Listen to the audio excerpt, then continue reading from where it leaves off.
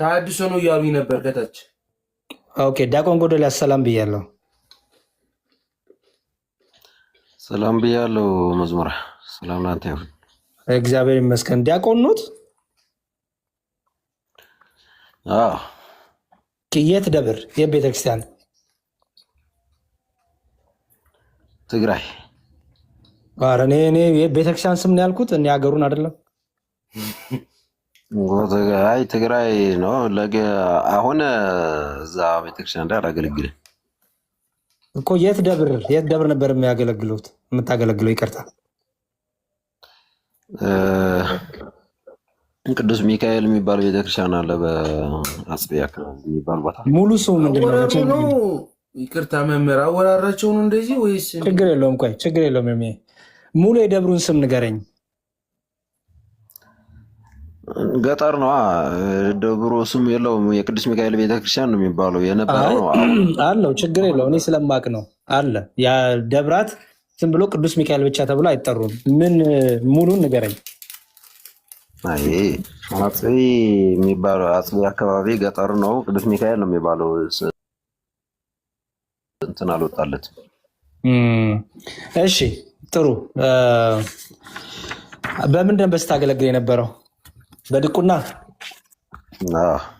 ድቁና ስንት አገልግሎት አይነቶች አሉት? ማለት ነው። ምንም የቃላቱ ነው ራሱን ነው ደግሜ የሚጠይቀ። ዲያቆን ከሆንክ ድቁና ስንት አይነት አገልግሎቶች አሉት? ድቁና አይነት አለው እንዴ?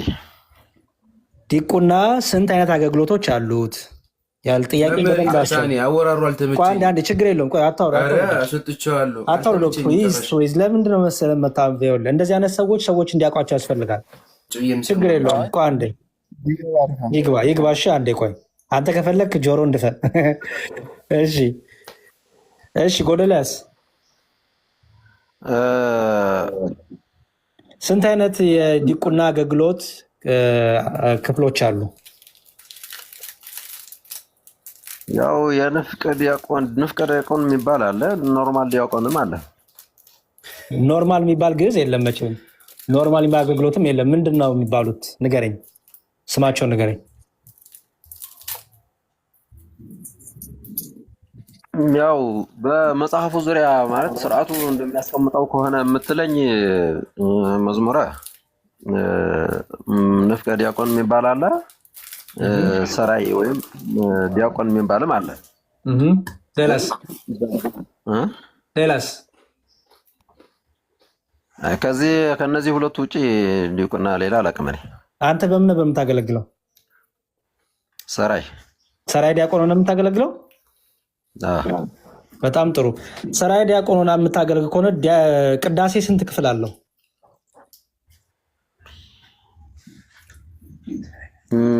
ሁለት። ኧረ ተው! ምንና ምን? ቅድመ ወንጌል እና ድህረ ወንጌል ያለውን ቅዳሴ ሁለት ክፍሉ እንደሱ ነው። እሺ እስቲ አንድ ከቅዳሴ ትምህርት ክፍል የሚባለው የትኛው ክፍል ነው?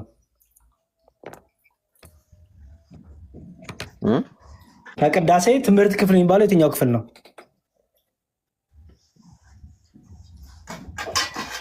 ከቅዳሴ ትምህርት ክፍል ምናምን ብለው እኛን አላስተማሩንማ።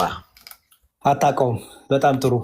ስለዚህ እሺ አንድ ዲያቆን ክቡር ደሙን የሚያቀብልበት ለምዕመኑ ምን ይባላል? ዕርፈ መስቀሉን ነው ወይስ ጽዋውን? እኔ እንጃ። ክቡር ደሙን የሚያቀበልበት ነው ያልኩህ እኮ። ዕርፈ መስቀልና ጽዋ ነው። ክቡር ደሙን የሚያቀበልበት ምን ይባላል ነው ያልኩህ? ዕርፈ መስቀል። እሺ በቅዳሴ ክፍል ውስጥ የዝግጅት ክፍል የሚባለው ክፍል የትኛው ነው? ትምህርት ክፍልን አላወቀውም። የዝግጅት ክፍል የሚባለው የትኛው ነው? ቤተልሔም።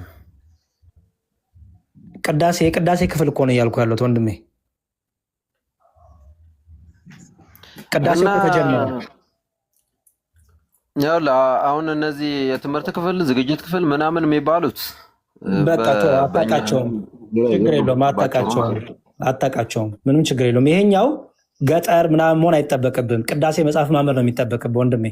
ቅዳሴ መጽሐፍ ላይ በደንብ ተቀምጧል ክፍሎቹ። እሺ ሰው አላውቀውም ማለቱ ይሻላል እንጂ ገጠር ስለሆንኩኝ ከተማ ስለሆንኩ እያልክ ምክንያቶቹ መደርደሩ እሱ ትክክል አይደለም። አሁን አላገለግልም ብለሃል አይደለ? እሺ ተባረክ ነው ትቼው ነው እንጂ ራሴ ትቼው ነው። ምኑን አውቀኸው ትተዋለህ? አላቅም እኮ ያልከኝ ነገር በዛ እኮ ትተኸው ነው። ጥሩ። ስለዚህ አሁን ራስን እንዲያቆም ብለህ የምጠራው ለምንድን ነው? ከተውከው መጽሐፉ ቅዱስ በሚያስቀምጠው የዲቁና ዙሪያ አንጻር ይገባኛል ብዬ ስለማምን በራስህ። ስለዚህ ራስን የሾምከው ማለት ነው። ራሴን ሳይሆን የተሾምኩት እዛው ነው። ነገር ግን መጽሐፍ ቅዱስ የሚያዘው ደግሞ እዛ ከነበርኩበት በላይ አሁን ያለሁበትን ትክክለኛ ይመጥንኛል። ስለዚህ ራስህን አትዋሽ። ራስህ አሁን በቤተክርስቲያኗ ውስጥ እስከሌለ ድረስ አቶ ነው ስም የምትባለው። እኔ አሁን ለምሳሌ በቤተክርስቲያኗ ስላለው ዲያቆን እባላለሁ። አጠገብህ ዲያቆን ስዩም አለ በቤተክርስቲያን ያለ። ከቤተክርስቲያን ውጭ ከወጣ በኋላ አይ ዲያቆን ነኝ ቄስ ነኝ ብትል ትችላለህ፣ መብትክ ነው። ግን ሌብነት ነው፣ ውሸታምነትም ነው፣ አጭበርባሪነትም ነው። ይሄኛው ደግሞ ትክክለኛ አካሄድም አይደለም። ህሊናህም እንዴት እንደሚፈቅድላችሁ አላውቅም። በጣም ተሐድሶች በዚህ የታወቃችሁ ናቸው። ኤኒዌይስ ስለዚህ ተሐድሶ ነው ማለት ነው አይደል? አንተ ቆይ አንድ ልጠይቅህ ያሬዶ። ጠይቀኝ። ዲቁና የኦርቶዶክስ ነው ብሎ ያዘዘው የትኛው መጽሐፍ ነው? ዲቁና ምንድን ነው? አይ ዲቁና የኦርቶዶክስ ብቻ ነው ብሎ ያስቀመጠው መጽሐፍ የትኛው መጽሐፍ ነው? የክርስቲያኖች ነው፣ ግን ለአንተ የተሰጠ አይደለም። አንተ ኦልሬዲ ከቤተክርስቲያን ወጥተሃል። አንድ ሰው ዲቁናውን ከተቀበለበት አገልግሎት ሲወጣ ሲለይ ዲያቆን የሚለው ማዕረግ አይኖረውም። ጥሩ። የክርስቲያን ትርጉም ምንድን ነው? ክርስቲያን ለመባል ምንድን ነው መሆን ያለበት? ዲቁና ነው የምናወራው እናንተ አሁን እኮ የዲያቆን ነው ክርስትና። ዲቁና የክርስቲያን ነው ስላልከኝ ዲቁና የተቀበልክበት ቤተክርስቲያን ሙሉ ወንጌል አይደለም፣ ቀጠና ሁለት አይደለም፣ ወይ ደግሞ የናሰግድ ቸርች አይደለም። ድቁና ተቀበልኩ ካልክ ድቁና የተቀበልከው በቤተክርስቲያን ነው፣ በጳጳስ ተሾመክ ነው። ጳጳስ እጁን ጭኖ ሾሞክ ነው። ኦኬ። ስለዚህ ያ ጳጳስ እጁን ጮሞ የሾመ በኦርቶዶክሳዊ ተዋሕዶ ቤተክርስቲያን ውስጥ ስላለክ ነው። ከዛ ውጪ ሆነክ ምንድነው ጳጳስ የሌለበት ሹመት አይሰጥም። ስለዚህ እኛ ይህን ስለምናምን በቤተክርስቲያን ውስጥ ያለ ሰው ዲያቆን ወይም ቄስ ወይም አባ ወይም ፓትሪያርክ ወይም ጳጳስን በላይ በቤተክርስቲያን እስካለ ድረስ ነው ቫሊድ የሚሆነው። ከቤተክርስቲያን ከወጣ ስሙ አቶ ነው የሚባለው ማለት ነው። ስለዚህ አንተ አሁን አቶ ነህ እንጂ ዲያቆን አለ። የጠየቅኩህን እንኳን መለስክልኝም ያሬዶ። የጠየኩን እየመለስኩልን ነው። በቤተክርስቲያን ውስጥ ከሌለ ድረስ አንተ አቶ ነህ እያልኩ ነው ያለሁት እኮ። እኔ ደግሞ እያልኩ ያለሁት መጽሐፍ ቅዱስ እንደዛ ይላል ወይ? ዲቁና የኦርቶዶክስ ነው ብሎ አስቀምጦታል ወይ? ጥሩ። ዲቁናውን ከየት አገኘ? ዲያቆን ነበርኳ። ዲቁና ማን የሰጠ? ከየት ቤተክርስቲያን ያገኘው? ከየትኛው ቤተ እምነት? ኦርቶዶክስ እያለሁ። ኦኬ። ከኦርቶዶክስ እያለ ከኦርቶዶክስ ከመሆኑ በፊት ዲቁና ነበረ? ኦርቶዶክስ የሆንኩት እኮ ገና ከልጅነቴ ነው። ኦርቶዶክስ ከመሆን በፊት ወይም ኦርቶዶክስ ከሆንክ በኋላ ነው አይደለ? ዲቁና የተሰጠ በኦርቶዶክስ ውስጥ ሆነ። እሺ፣ ይሄን ዲቁና ሲሰጥ ጳጳስ ነው አይደለ የሰጠ? ቄስ ለምን አልሰጠህም? ያው በኦርቶዶክስ አነጋገር ቄስ ስለማይሰጥ ነው። እሺ፣ በጣም ጥሩ። የስጋ አባት ለምን አልሰጠህም? የስጋ አባት እጁን ጭኖ ለምን ዲያቆን አላረገህም? ለምን አይችልም? መብቱ ነው አይደል? የኦርቶዶክስ ስርዓት አይፈቅድም። ኖ እያልኩኝ ያለሁት አባት የስጋ አባትን ያልኩት ያለሁት የስጋ አባት ይሄን ለምን አያደርግልህም እኮ? የኦርቶዶክስ ስርዓት ስለማይፈቅድ ነው። በጣም ጥሩ። አሁን አንተ ከኦርቶዶክስ ወጥተሃል። አንተ ዲያቆን ማድረግ ትችላለህ? ሰዎችን እጅህን ጭነህ? አዎ ትችላለህ። ኧረ እባክህ ስንት ሰው ዲያቆን አደረግህ በእጅህን ጭነህ?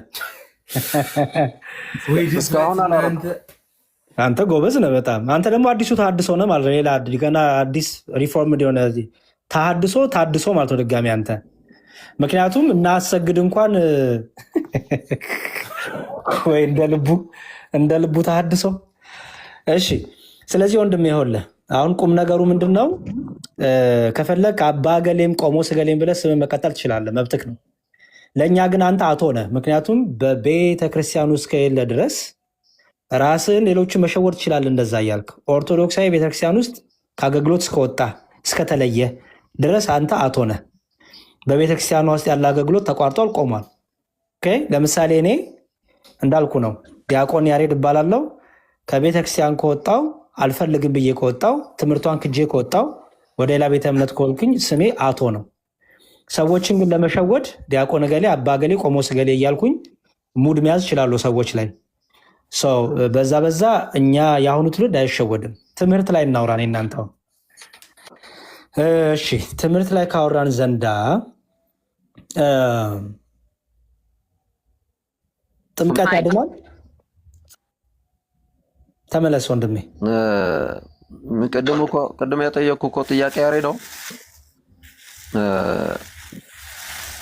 የዲቁና ስርዓት ለኦርቶዶክሳውያን ብቻ ለይቶ የሰጠው የትኛው የመጽሐፍ ቅዱስ ክፍል ነው? ኦኬ፣ ስለሱ አይደለም እኔ እናንተ የምናወራው። ዲያቆን ቤተክርስቲያን ውስጥ አይደለሁም ስላልክ አንተ ዲያቆን አይደለህም፣ አትዋሽ ነው ያልኩት። ይህንን የምናወራው አንዴ ስማኝ ወንድሜ፣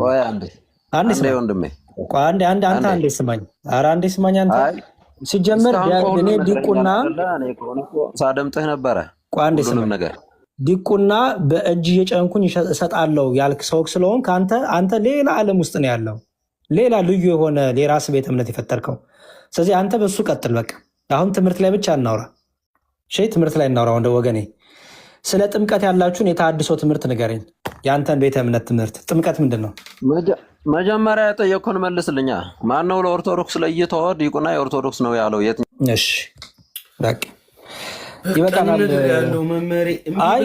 እኔ እንዲታወቅ ስለፈለኩኝ ነው። ለመሰለ ኤርሚ እዚህ ቲክቶክ ላይ እንደዚህ ድራማ የሚሰሩ ሰዎች አሉ። አባ ገሌንን፣ ቀሲ ገሌንን፣ ቆሞስ ገሌንን እያሉ ዲያቆን ነበርኩ ዲያቆን ገሌንን እያሉ ግን ለጴንጤ የሚጫወቱ፣ ለተሃድሶ የሚጫወቱ፣ ለሙስሊም የሚጫወቱ አሉ። እንደዚህ በደንብ የምናውቃቸው ሰው እንዲያውቃቸው ስለምፈልግ ነው። ገብተውብኝ ያውቃሉ። እንደዛ ሰብከው መጨረሻ ላይ ሌላ ሆኖ የተገኙ አሉ። ስለዚህ እንደዚህ ነገሩ ማወቁ ጥሩ ነው። ሰዎችም እንዲጠነቀቁ ያደርጋል። በጣም መልካም። ይሄ ደግሞ ለየት ያለ ነው። ጭራሽ ዲቁና ሾማለሁ አለ።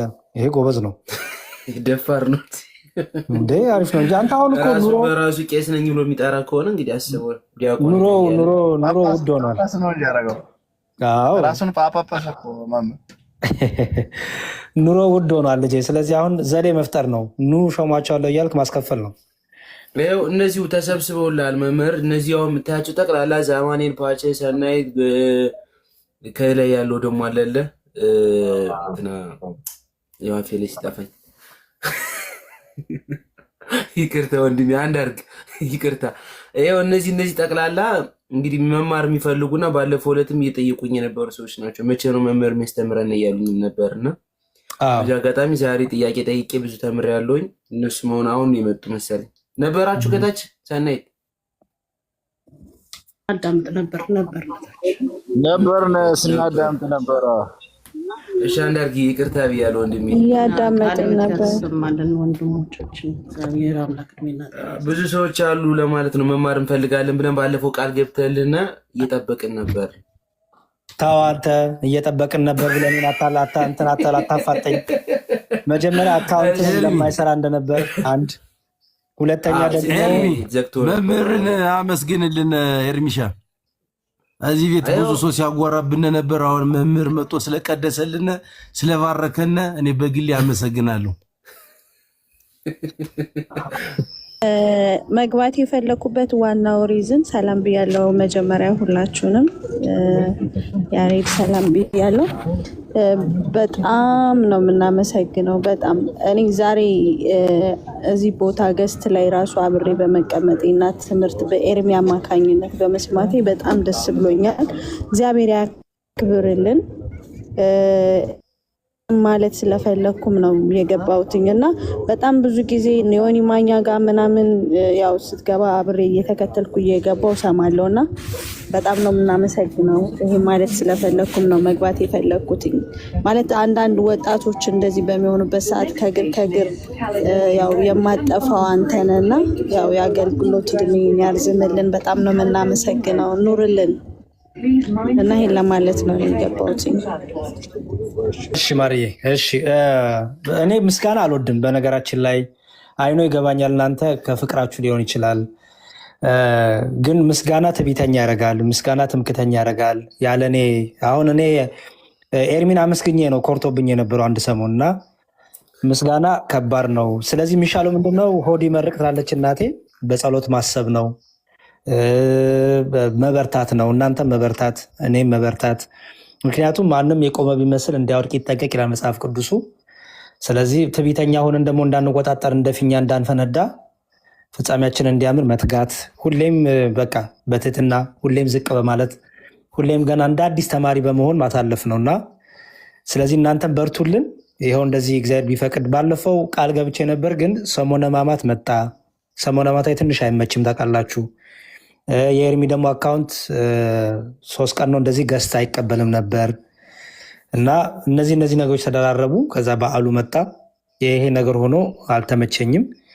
አሁን ግን እግዚአብሔር ይፍቀድ እንደዚህ ብቅ ብቅ እያለን እንማማራለን። ዛሬ እንኳን በጣም ብዙ ነገር ነው የተማማርነው።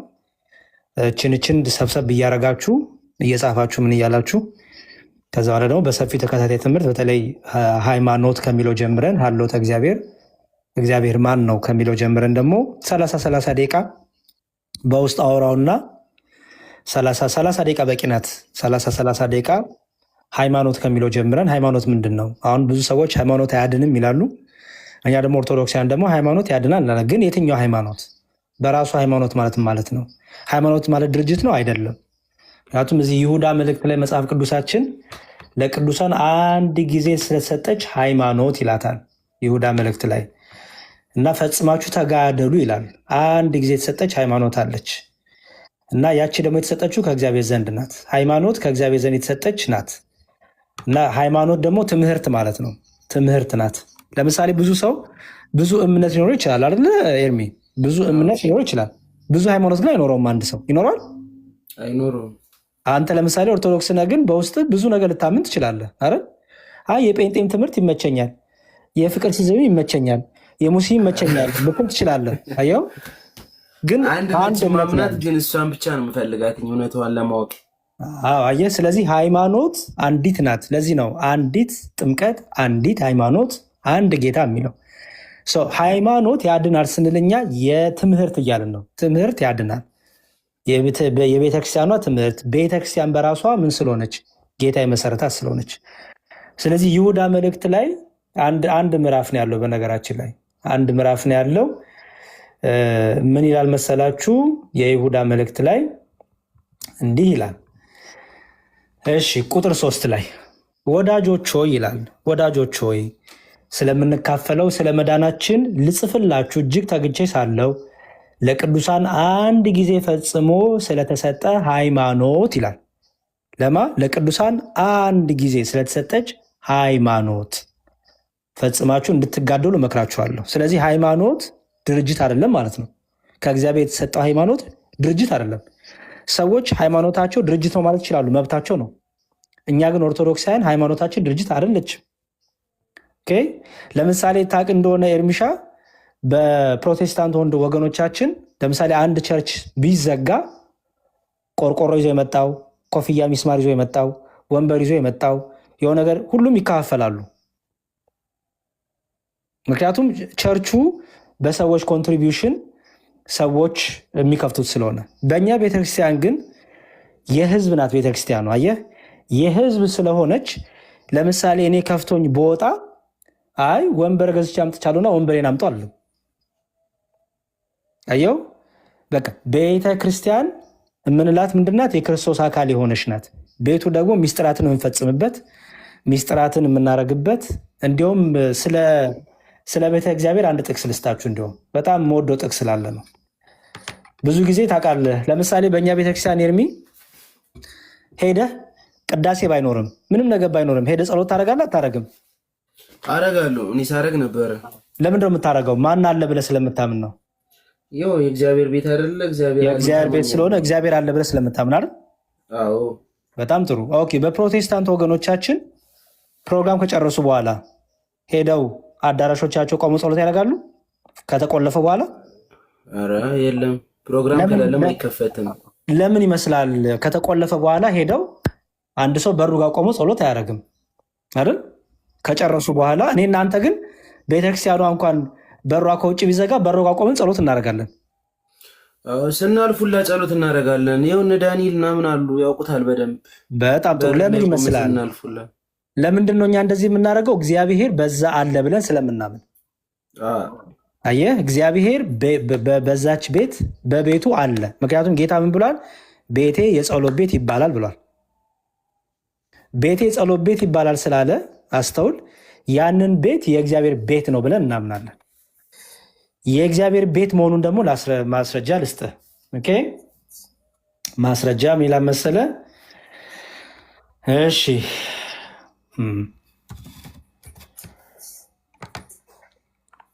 እሺ፣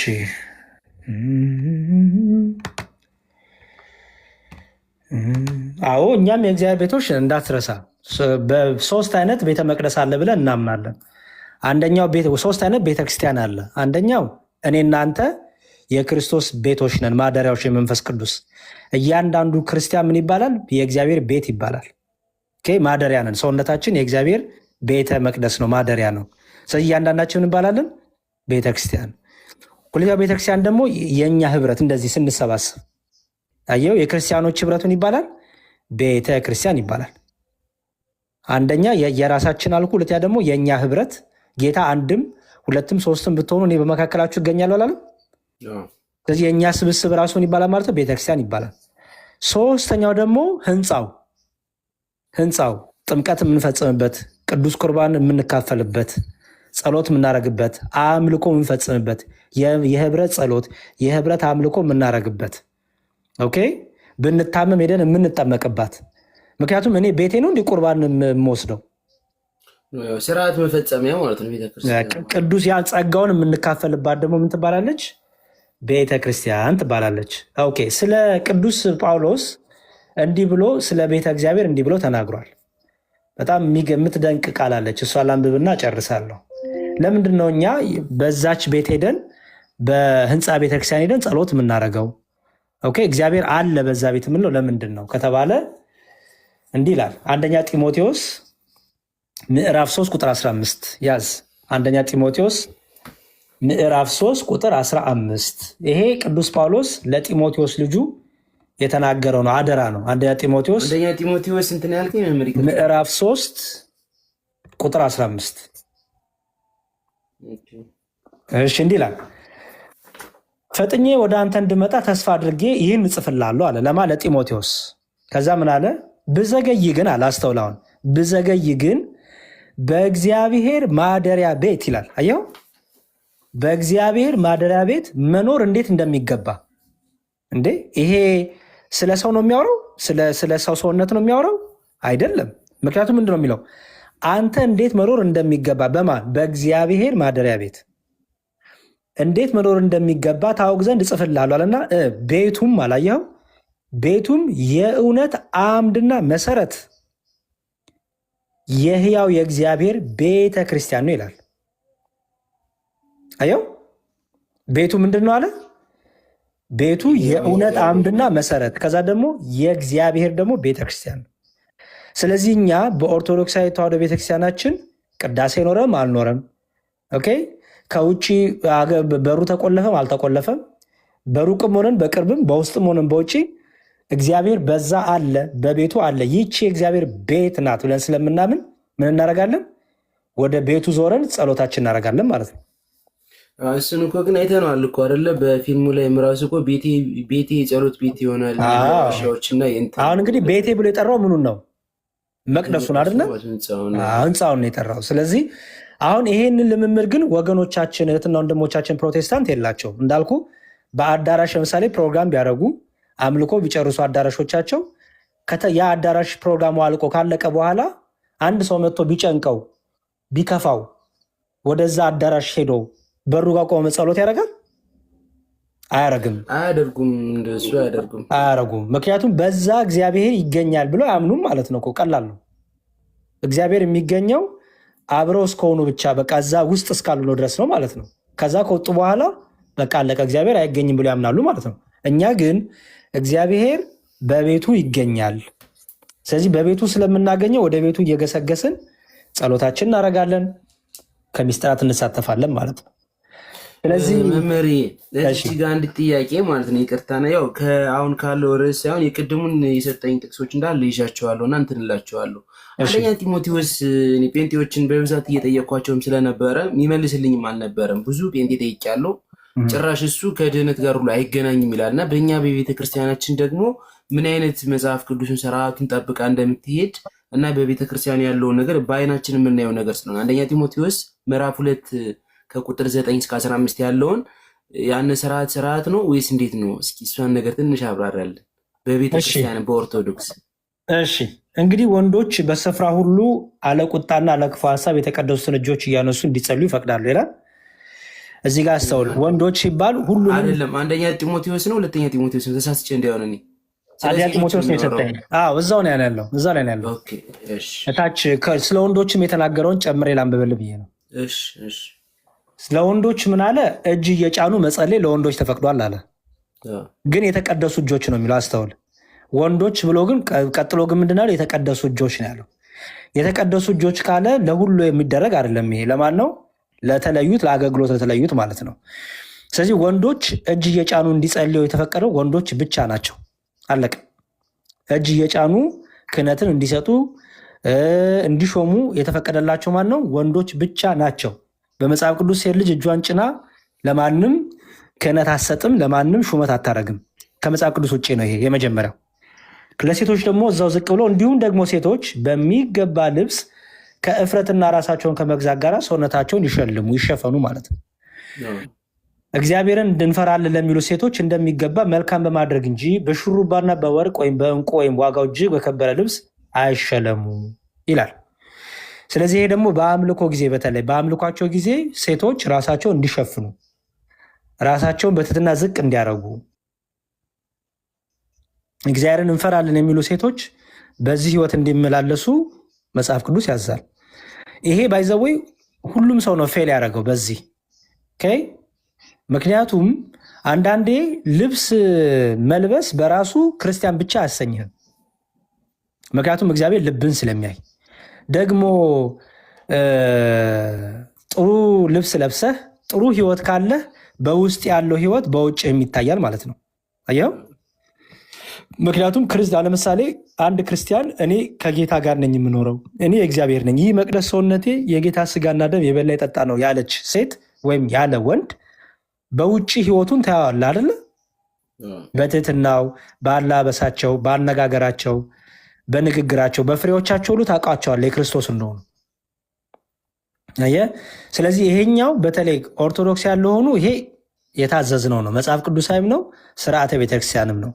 ክርስቲያን ሴቶች ይሄ የተወጣጠረ የተገላለጠ ወንዶችን ወደ ዝሙት የሚወስድ ለዝሙት ለአመንዝራነት የሚቀሰቅስ በአምልኮ ጊዜ ሀሳብ የሚሰርቅ ምክንያቱም እዛ የምንሄደው ፋሽን ሾው ለማሳየት አይደለም፣ የሰውነታችንን ከርቭ ለማሳየት አይደለም። የምንሄደው ለአምልኮ ብቻ ነው። አለቀ። ሀሳባችን አላማችን ክርስቶስ ኢየሱስ ነው። አለቀ። ስለዚህ ይሄ ለሁላችንም በተለይ ክርስቲያንን ለምንል የታዘዘ ነው። እንዳልኩ ግን ይሄንን ደግሞ በፕሮቴስታንቱ ስትመጣው ግን የየራሳቸው ነገር አላቸው፣ የየራሳቸው አመላከት አላቸው በአለባበስና በሴት ልጅ ጉዳይ ላይ። ምክንያቱም የሴት ነብይም የሴት ፓስተርም ያላቸው ስለሆኑ የራሳቸውን ነገር በዚህ ላይ የራሳቸውን ነገር ያስቀምጣሉ። እኔ ግን ትክክለኛው ነገር ምንድን ነው ካልከኝ በኢትዮጵያ ኦርቶዶክስ ተዋሕዶ ቤተክርስቲያን እጅ መጫን፣ ኦኬ፣ እጅ ጭኖ ክህነት መስጠት፣ ጵጵስና መስጠት፣ ዲቁና መስጠት፣ ቅስና መስጠት ሴት ልጅ አትችልም። በቤተክርስቲያናችን የክርስቶስን ስጋና ደም ፈትታ ማቁረብ ማጥመቅ አትችልም ሴት ልጅ። ይሄ ግን ማለት ተበደለች ማለት ነው አይደለም። ይልቁንም ሴት ልጅ ደግሞ የአምላክ እናት ተብላ ደግሞ ከፍ ብላለች እኮ አይደለ? አየህ፣ ሴት ልጅ ደግሞ የአምላክ እናት ተብላ ከፍ ብላለች። 120 ቤተሰቦች ትዝ ይለዋል። 36ቱ ቅዱሳት አንስት እኮ አሉ እዛ 72ቱ አርዳት አሉ። 36ቱ ቅዱሳት አንስት አሉ። 36ቱ ቅዱሳት አንስት እኮ አገልጋዮች ናቸው፣ ግን ነቢይ አልነበሩ። 36ቱ ቅዱሳት አንስት እኮ አገልጋዮች ናቸው፣ ግን የሚያጠምቁ አልነበረም፣ ቁርባን የሚሰጡም አልነበረም። ሐዋርያቱን ግን በአገልግሎታቸው ሁሉ ያገለግሏቸው ያግዟቸው ነበረ። አየህ፣ አልከፋቸውም። ተገፋን የሴት ልጅ እኩልነት አላሉም፣ የገባቸው ናቸው። አየህ፣ አሁን ብዙ ጊዜ ሴቶች ለምንድን ነው ካህን የማይሆኑት ብለው የሚናደዱ ሴቶች፣ እንዴ ወንዶችም ሁሉ እኮ ካህን አይሆኑም ይሆናሉ እንዴ? አሁን እዚህ ጋር ዲያቆናት እኔና ስዩም ነን። ወንዶች ዲያቆናት ወንዶች አሉ እዚህ ጋር እኮ ለጾታ ከሆነ አንተ ወንድ እኮ ነህ፣ ዲያቆን ነህ። ስለዚህ ዲቁና ራሱ እኮ ለሁሉ ወንድ አይሰጥም። ወንድ ብቻ ስለሆንክ ዲቁና አይሰጥህም ማለት ነው። አየህ፣ ስለዚህ ይሄ የክህነት ጉዳይ የመንፈስ ቅዱስ ምርጫ ነው። መንፈስ ቅዱስ ለአገልግሎት ልዩ ልዩ ጸጋ ስለሚሰጥ በዛ በልዩ ልዩ ጸጋ ሁሉም ያገለግላል። በተረፈ ሴት ልጅ መዘመር፣ ማስተማር፣ በሰንበት ትምህርት ቤት በቤቷ ልጆቿ ማስተማር፣ ኦኬ፣ በሰንበት ትምህርት ቤት ማስተማር፣ በቴዎሎጂ ትምህርት ቤቶች ራሱ ታስተምራለች እኮ ሴቶች። በእኛ ቤተክርስቲያን አሉ እኮ ባይዘው ዲያቆናዊት የሚባሉ እኮ ሴቶች አሉ። ዲያቆናዊት የሚባሉ ሴቶች ማዕረግ አለ። እነዚህ ሴቶች ማዕረጋቸው እኮ መሰለ ዲያቆን አይደሉም። ዲያቆናዊ የተባሉበት ለምንድን ነው? ለምሳሌ ትልቅ የሆነች ሴት ከእስልምና ሊሆን ይችላል ወደ ቤተክርስቲያን ስትመጣ ትጠመቃለች አይደለ?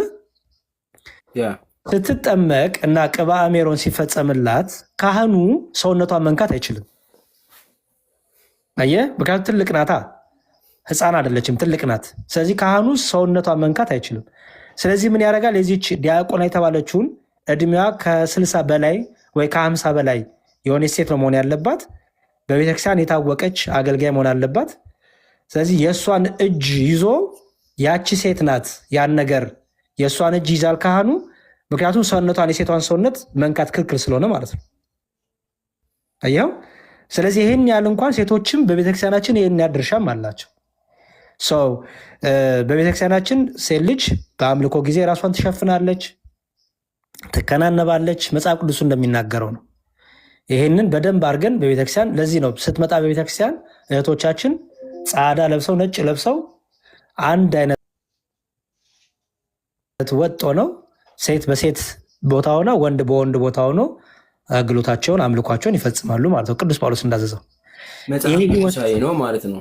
መጽሐፍ ቅዱሳዊ ነው። ይሄ ህይወት ራሱ ቢቀጥል መልካም ነው። ግን አሁን ምንድነው ችግሩ? ከቤተክርስቲያን ስንወጣ ደግሞ የምናብዳለን። ስለዚህ እሱ እብደት መስተካከል አለበት። በቃ ማለት የግድ ትሻፈንም በየመንገዱም እያልኩ አይደለም። የምትወድና የምትፈቅድ ከሆነ ምክንያቱም ለክርስቶስ ፍቅር አንገትም እኮ ይሰጣል አይደለ እንዴ? አንገት እኮ ራሱ ይሰጣል። ትታረዳለህ እኮ ወደ እሳት ትወረወራለህ። እኛ እኮ ገና የክርስቶስ ፍቅር ስላልገባን ራሳችንን ስላልካድን ነው። አየው እንጂ ስለ ልብስ የምንጨነቀው ሰዎች የክርስቶስ ፍቅር ሲገባቸው እኮ እንኳን መሻፈን አይደለም አንገታቸውንም ለሰይፍ ይሰጣሉ፣ ወደ እሳትም ይወረወራሉ። የክርስቶስ ፍቅር ሰው ያው ክርስትና በድካም በመውደቅ በመነሳት ውስጥ የምናልፈው ስለሆነ ክርስቲያነትና ወንድሞቻችን ኦርቶዶክሲያነቶቻችን በርቱልን፣ ወንድሞቻችንን በርቱልን። ክርስቲያናዊ አለባበስ ቢኖረን፣ ክርስቲያናዊ አነጋገር ቢኖረን፣ ክርስቲያናዊ ህይወት ቢኖረን በጣም መልካም ነው። በአንድ አይመጣም። በማስተዋል በጥበብ ቀስ እያልን ክርስትና ህይወት ማደግ ስለሆነ በዛ መልኩ እንለፍ ለማለት ነው። በጣም እግዚአብሔር ይስጥልኝ ኤርሚሻ፣ ዛሬ ብዙ አወሩ። አትጨርስልኝም እስከ መጨረሻው ኤርሚያ አንድ ጥያቄ ነበረኝና በመጀመሪያ ቃልዎት ያሰማልን መዝሙረ ያሬድ እግዚአብሔር እድሜና ጤና ይስጥልን። እኔ ከአንተ ጋር ቁጭ ብዬ ራሱ ከዚህ በመማሪ በጣም ደስ ነው ያለኝ። እግዚአብሔር አምላክ እድሜና ጤና ይስጥ ወንድሜ። አሁን ከዚሁ ስለ ሴቶች በዚሁ አያይዘህ ብትነግረን፣ በተለይ ለሴቶች መጽሐፍ ቅዱስ እንዴትና መቼ ማንበብ እንዳለብን አንዳንድ የተወሰኑ መረጃዎች ብትሰጠን። ብዙዎቻችን እኔን ጨምሮ መጽሐፍ ቅዱሱን በተለይ ሴቶች ፈርተን ነው የምንይዘውና ለማንበብ እና አንዳንዴ የተወሰኑ ነገሮች ግልጽ ብታደርግልን እንዴትና መቼ ማንበብ እንዳለብን። አመሰግናለሁ። ገብቶኛል። በጣም ጥሩ አሪፍ ጥያቄ ነው። ምክንያቱም አንዳንድ ሰዎች በልማድ የሚያደርጉት ነገር አለ።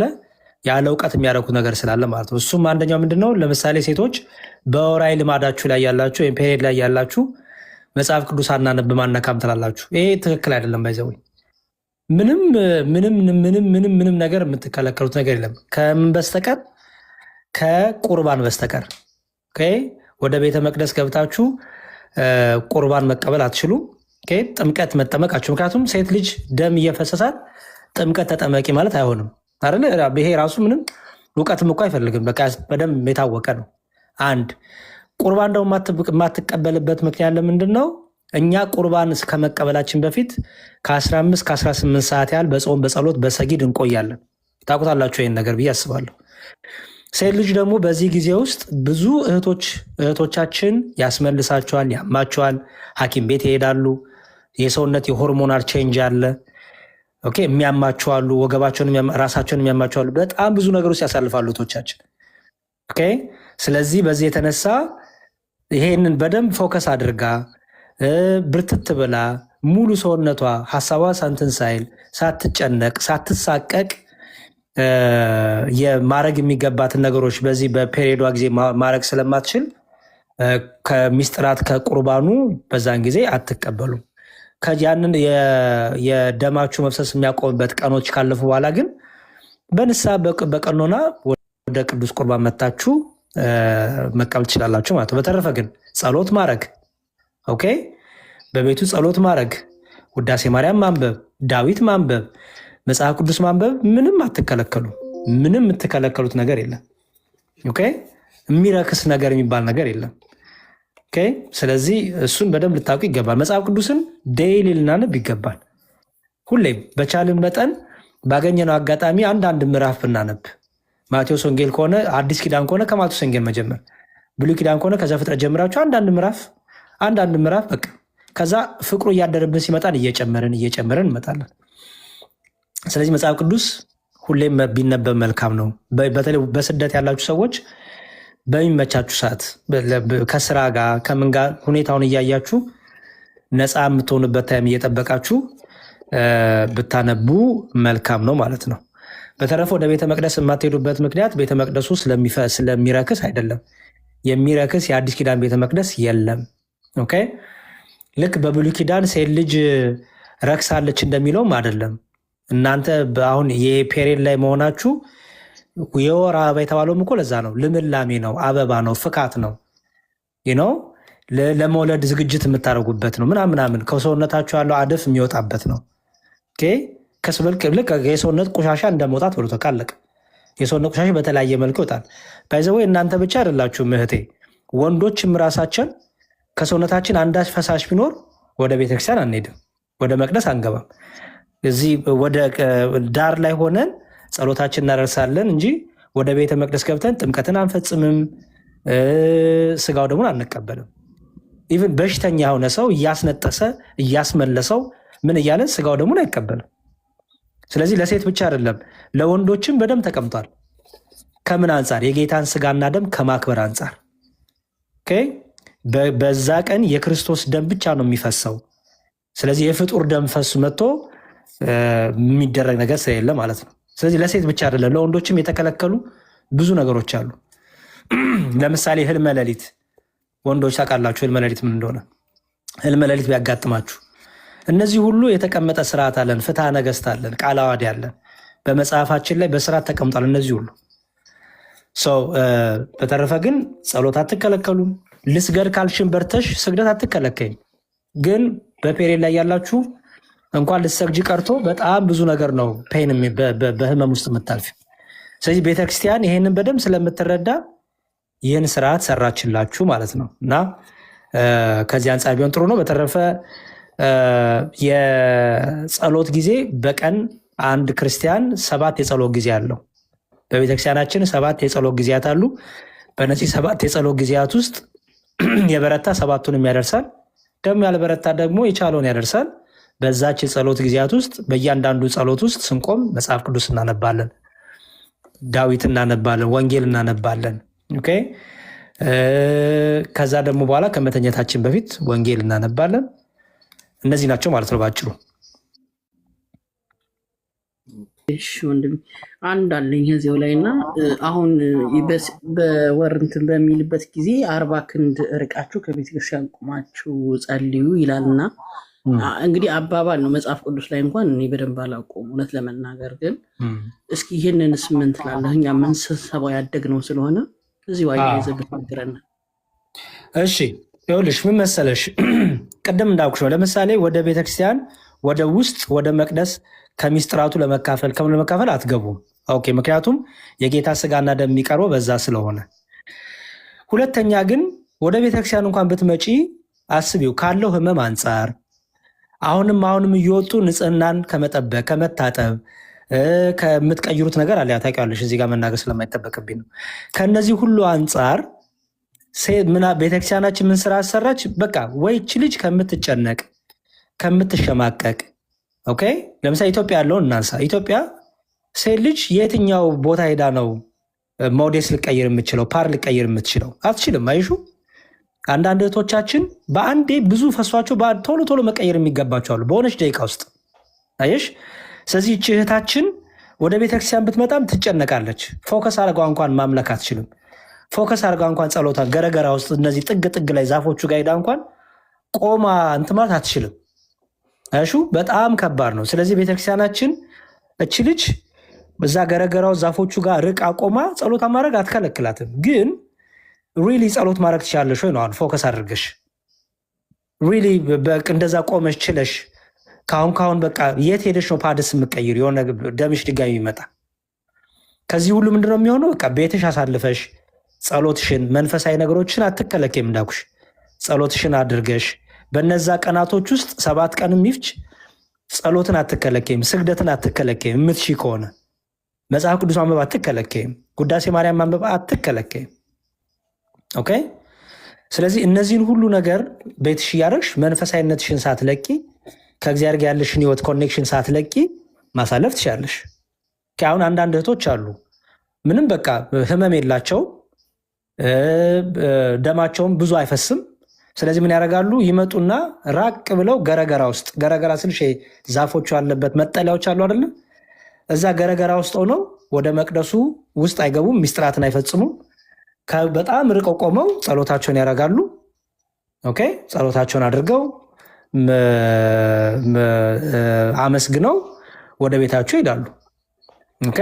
ስለዚህ ይሄንን በደንብ አድርገሽ ማስተዋል ነው እንደ ሰውነትሽ አይተሽ። ምክንያቱም እንዲህ ነው ብዬ ብናገር የአንዷ ሴት ሰውነት በዛ ጊዜ ሪያክሽኑ ሌላ ነው፣ ልዩ ነው። የአንዷ ሴት ሰውነት ደግሞ ሪያክሽኑ ልዩ ነው። በተረፈ ግን ከሚስጥራቱ ብቻ ነው የምትከለከሉት። አመሰግናለሁ። ቃልዎት ያሰማልና የብዙ እህቶቻችን ጥያቄ ነው ግን መጠየቅ ያው ስለምንድን ነው አፍረቱ ምንም ስላለን የብዙዎቻችን እህቶቻችን ጥያቄ ነው እና ቃልዎት ያሰማልን። በጣም ነው የምናመሰግነው ወንድሜ፣ እድሜና ጤና ይስጥልን።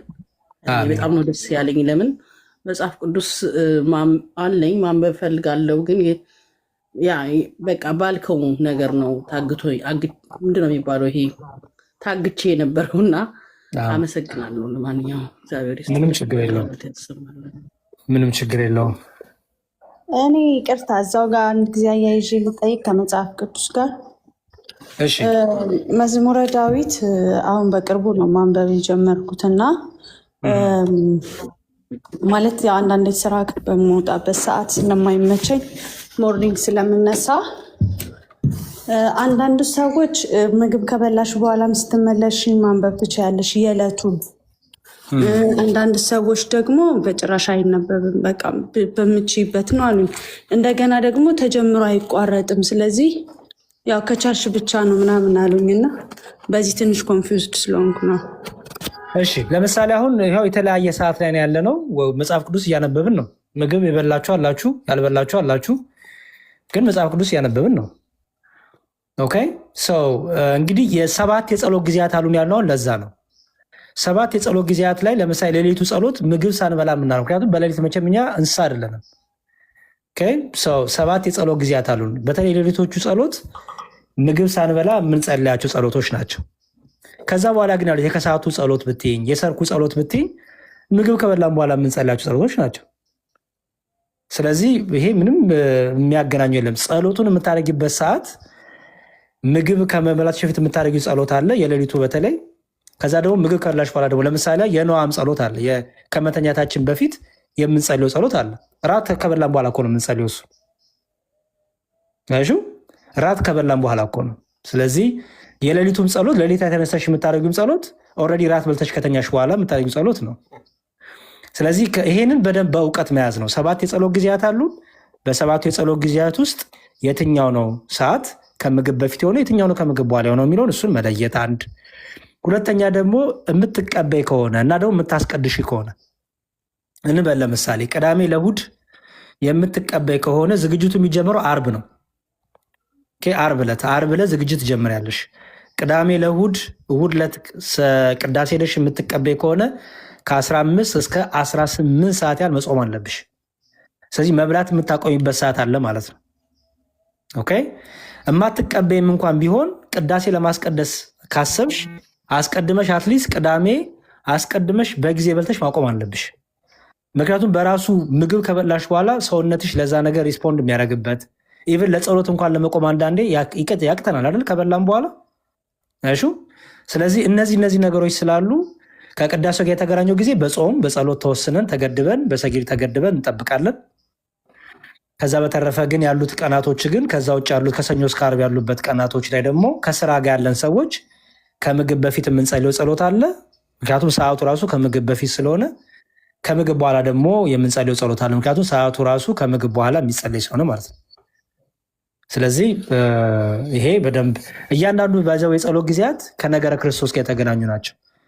ከነገረ ክርስቶስ ጋር የተገናኙ ናቸው። ለምሳሌ እነሱን ቶሎ ቶሎ ልንገርሽና ልጨርስ መሰለኝ። ምክንያቱም እኔም ስራ አለኝ መመለስ አለብኝ። አንተ ታዛጋ ለዚህ ቁጭ ብለህ ጠዋት እንደተነሳው ከፈትኩ በቃ መጣ። ደስ ብሎኛል በጣም ብዙ ነገር ተማማርን። ዋው በጣም ብዙ ነገር ነው እንጂ ሌላ ጊዜ ስለምንቀጥለው ችግር የለም። ብዙ ነገር ተማማርን። አሪፍ ነገር ነው። ኧረ እንኳን ምክንያት ሆንከን ትልቅ ነገር ነው። እግዚአብሔር ይስጥልህ አንተም። እሺ የጸሎት ጊዜያቶቹን ቶሎ ቶሎ እናገር። የጸሎት ጊዜያቶቹን ቶሎ ቶሎ እናገር። የመጀመሪያው የጸሎት የምናደርገው ለምሳሌ ቅዱስ ዳዊት በመዝሙረ ዳዊት መዝሙር 118 ላይ በመዝሙረ ዳዊት መዝሙር 118 ላይ 7 ጊዜ በቀን አመሰግንሃለሁ ይላል። በመዝሙረ ዳዊት መዝሙር 118 ላይ 7 ጊዜ በቀን አመሰግንሃለሁ ይላል። እነዚህ 7 ጊዜ በቀን አመሰግናለሁ ሲል እነዚህ 7 ጊዜዎች ምንድን ናቸው ብላ ቤተክርስቲያናችን ትፈቷለች። ምክንያቱም በቀን 7 ጊዜ አመሰግናለሁ ይላል ዳዊት።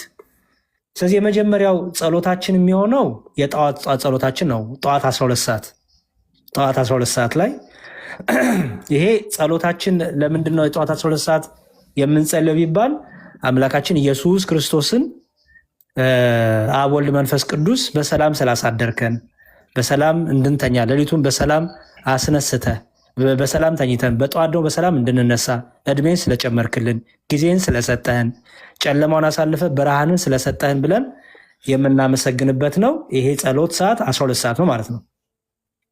ኦኬ ጸሎት ሰዓት 12 ሰዓት ነው። በነገራችን ላይ አምላካችን ኢየሱስ ክርስቶስ ለፍርድ የቀረበበት ሰዓት ሐሙስ ሌሊት አይደል ያዙት ጌታችንን ትዝ ይላችኋል አይደለ? ሐሙስ ሌሊት ይዘውት ሌሊቱን ሙሉ በእስር ቤት ነው ያሉት። ከዛ በኋላ ግን ዓርብ ጠዋት ላይ ነው ዓርብ በጠዋት ነው ወደ ፍርድ አደባባይ ወሰዱት። ኦኬ ስለዚህ አናስበን ስለኔ ስትል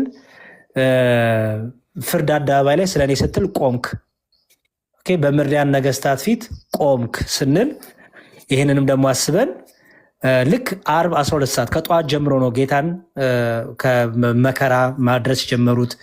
ከሐና ወደ ቀያፋ እያዟዟሩ ከአንዱ ንጉስ ወደ ሌላ ንጉስ እያዟዟሩ ይህን ሁሉ ያደረሱበት ማለት ነው። ኦኬ ስለዚህ አንደኛው የጠዋት 12 ሰዓት ነው። በጣም ጥሩ። ሌላው ደግሞ ረፋድ 3 ሰዓት ነው። 3 ሰዓት ነው። ይሄ ደግሞ አምላካችን ኢየሱስ ክርስቶስን መስቀል አሸክሞ ወደ ቀራንዮ ተራራ ለመውሰድ ጉዞ የጀመረበት ሰዓት ነው ጌታችን ኢየሱስ ክርስቶስ። ኦኬ ጠዋት 12 ሰዓት ላይ በነገስታቱ ፊት ለፍርድ የቆመበት ነው። 3 ሰዓት ደግሞ የመስቀሉን ጉዞ መስቀል አሸክሞ ጉዞ የጀመረበት ነው። ኦኬ መስቀል አሸክሞ ጉዞ የጀመረበት። ስለዚህ ይህን አስበን የምናመሰግንበት ጌታችንን ሕማሙን ግርፋቱን እያሰብን ስለ እኔ መስቀል ተሸከምክ ብለን የምናስብበት ነው ማለት ነው። ኦኬ እሺ። ደግሞ ትዝ ይላችሁ እንደሆነ መንፈስ ቅዱስ የተቀበሉበት ደግሞ ሰዓት ነው። መንፈስ ቅዱስ የወረደበት ሰዓት ነው። 120 ቤተሰቦች ማለት ነው። 72 አርድእትና 36 ቅዱሳት አንስት መንፈስ ቅዱስ ጸጋን በጽርሐ ጽዮን የተሰጠበት የተቀበሉበት ሰዓት ነው። 3 ሰዓት ከዛ 6 ሰዓት መጣ። 6 ሰዓት ደግሞ እኩለ ቀን ነው። ይሄ ደግሞ ጌታችን መድኃኒታችን ኢየሱስ ክርስቶስ እኛን ለማዳን ብሎ ምንም በደልና ኃጢአት ሳይኖርበት በቀራንዮ አደባባይ ላይ በመስቀል የተሰቀለበት ሰዓት ነው። 6 ሰዓት በመስቀል የተሰቀለበት ሰዓት ነው። 6 ሰዓት። ስለዚህ ውለታውን እያስታወስን ስለ እኔ ተሰቀልክ እያልን የምናስብበት ሰዓት ነው። 6 ሰዓት፣ 12 ሰዓት፣ 3 ሰዓት፣ 6 ሰዓት። ከዛ ደግሞ 9 ሰዓት 9 ሰዓት መጣ። ይሄ ሰዓት ደግሞ አምላካችን ኢየሱስ ክርስቶስ ከ6 እስከ 9 ሰዓት ድረስ በመስቀል ላይ ዋለ። ከዛ በኋላ አስተውሉ፣ 9 ሰዓት ላይ ብዙ ተአምራቶች ተደረጉ ይላል ዮሐንስ ወንጌል ስታነቡት። ኦኬ ብዙ ተአምራት፣ ሙታን ተነስተዋል፣ መቃብራት ተከፍተዋል፣ የቤተ መቅደሱ መጋረጃዎች ተከፍተዋል፣ ተቀዷል፣ ፀሐይ ጨልማለች፣ ድንቅ ነገሮች ተደርገዋል።